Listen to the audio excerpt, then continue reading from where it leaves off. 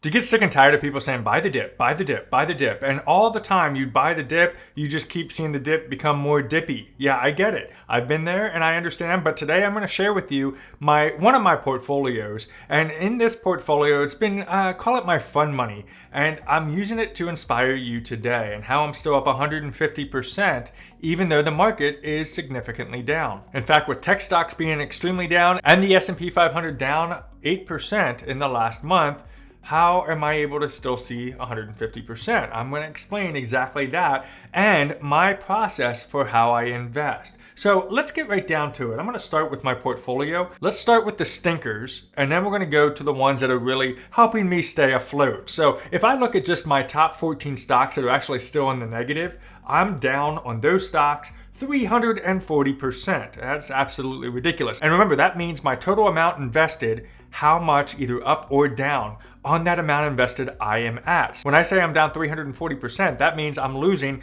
340% of what I put in to the stocks. That's pretty bad. So let's start off with stinker number one, and that is the stock called Body. This is a crappy stock. A little disappointed I got into it, but it's down 66%. And I will say they are a debt-free company, but right now they got a lot of work to do because they're a SPAC, and SPACs are very, very hard to invest in and tend to have a lot of volatility. So it is what it is. My next one that I have been holding on to this one for the last couple years, actually since 2018, MJ. It's an ETF that tracks corporate cannabis, down 58.4%. on MJ. Now, I also think that with this one in particular, I could definitely see a little bit more as legislation and adoption of marijuana comes into the mainstream. So for this one, it's a long-term hold for me as well. Next up is Matterport. That one really took a beating over the last week. Matterport down another 58.38%. About a month ago, I was up 24% on this one, now down 58%. Welcome to the stock market. Then you got the Clear. You know, the people that get you through the TSA line a little bit quicker. You down 58% there as well. IMMR is down 19.2%. So those are my top, call it my top 5 that are pulling down the boat. Now, let's talk about the ones that are bringing up the boat and keeping us afloat. Number 1 is RCL, Royal Caribbean Cruise Line, up 141.82%. And that is with, right now, as of the recording of this video, up 141%. Then we have Carnival Cruise Lines. On that one, I'm up 69%. Bank of America comes up next. Whoops, it's BAC. Bank of America is sitting at 43% up. We got Delta Airlines, up 39%. And the trusty old SCHD Dividend Fund, and that is up 38%. So here's the deal with this. You're probably wondering, how the heck did this happen? Well, here's why buy the dip might or might not make sense. When it was March 2020, everything was going down, much harder than it is right now. Talk about the pandemic sending the stocks down. The news was littered with fear and uncertainty and doubt, and a lot of people were kind of focused on the travel companies, Royal Caribbean, Carnival Cruise Line, Delta Airlines, because they were shutting down as a result of the pandemic. People didn't want to cruise anymore, people couldn't fly anymore, but I knew in my mind someday this would come back to life. I knew that we would have to eventually fly again, right? Delta Airlines is going to have to take people from coast to coast and international. So I started investing in Delta Airlines. Same thing with cruise lines. I like going on cruises, and I knew that eventually we would get back on track. So I invested in Royal Caribbean and Carnival. Now, I gotta be honest with you, when I started this progress, this was right as it was starting to go down. I invested some money, and then it continued to go down. So I saw my money continue to stay negative. Well, I kept buying because I trusted and believed in what was going on. So then what happened was, all this time, it's been now a year, almost 2 years since March 2020, and I've held on for this long of a period of time, which now favors me in the green. So what happens is, a lot of times people get so excited about the hype, and it's because people are talking about it. And I know I do it here on YouTube too, but when you hear about the hype and people are like, oh, this is great, look at all this, too many people, especially if you're new, get nervous when things are red. So when things are looking bad, like they are right now this week, people get a little bit nervous. And then they sell because they think, oh, it's gonna only get worse. We have to reprogram our minds to say, will it actually get worse, or am I just scared right now? And theoretically, I put money into my investments that I'm okay losing. And if I'm okay losing it, Who cares if I just let it sit in there? Because if it goes down to zero, it goes down to zero, but it probably won't. So the idea would be, I'm gonna hold on to these guys right here until they turn into these guys over here. And then when they do, I can then debate, is it time to sell for a profit or hold on a little bit longer? You know, I shared an example on a YouTube short this past week, and it had to do with planting a tree. If you go in your backyard and you want to grow a beautiful tree in your backyard, you don't put the seed in there, wait 2 weeks, and then decide, ew, this thing isn't a large, beautiful tree yet. I think I'll just dig it up and throw it away. You don't do that because you know it takes time.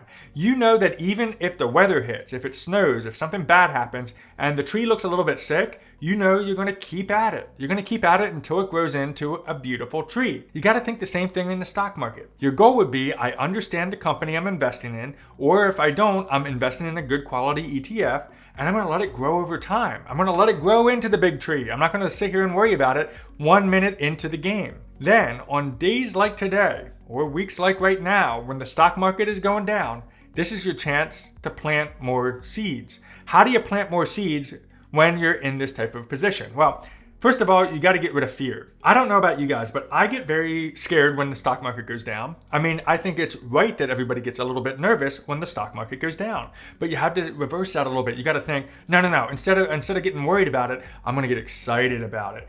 And I'm going to invest what I can. Now, in order to do that, I did 3 things. I want to share them with you here today. First thing I did is I actually got out of debt. So in all those Royal Caribbeans and all that stuff I was buying that I'm up all those percentages, I was able to get out of debt first. I spent a lot of time getting out of all consumer debt, credit card, student loans, auto loans, all that crap. I spent a lot of my early years putting all the money toward the debt. But if you think about it, if your debt is carrying 14 to 16% on a credit card, you're actually paying the bank 16% to hold money on a credit card. That right now is much more than the stock market is producing. So it makes more sense to pay off your debt. And then at that point, what I did to pay off my debt even faster is I started doing side hustles. I started finding ways to do extra money outside of my normal 9-to-5 job. You should be doing the same thing. It's what I still do today. I do so much out of my 9-to-5 job to make more money to be able to do what we want to do in the long term. So those side hustles were able to fuel into paying off my debt much, much quicker. I really don't think if you just do a 9-to-5, you can pay off your debt really quick, especially if you're in a lot of debt. I knew I had to do side hustles to make that happen a little bit faster.